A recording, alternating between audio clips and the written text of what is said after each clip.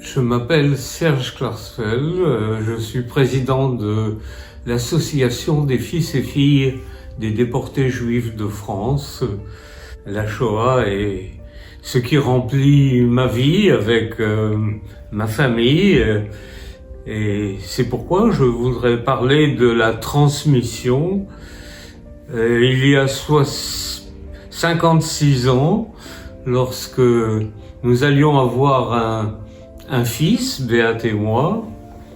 Beat est allemande, elle n'est pas juive, comme chacun sait, et j'ai décidé d'aller à Auschwitz parce que je ressentais la perte de mon père et que je voulais renouer les liens avec lui et je voulais faire avec lui la dernière étape qui était celle du voyage vers Auschwitz et de connaître Auschwitz. C'était une période où personne n'allait à Auschwitz d'Occident.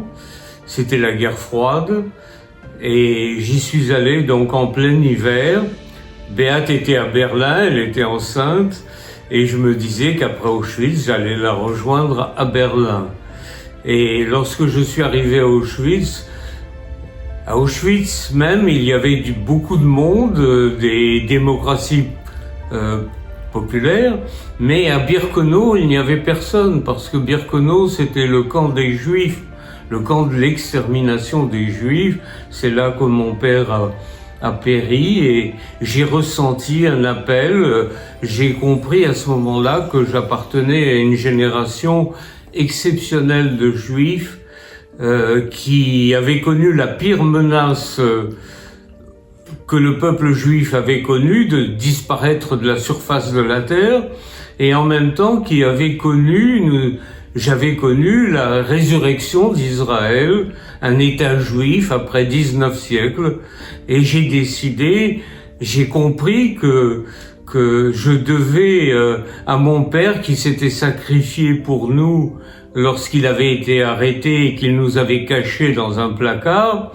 Eh bien, j'ai décidé qu'il fallait s'engager seulement dans deux directions, l'une étant la mémoire des victimes juives et l'autre étant la défense d'un État juif. Je m'appelle Arnaud Klarsfeld, je suis le fils de Serge et de Beat Klarsfeld.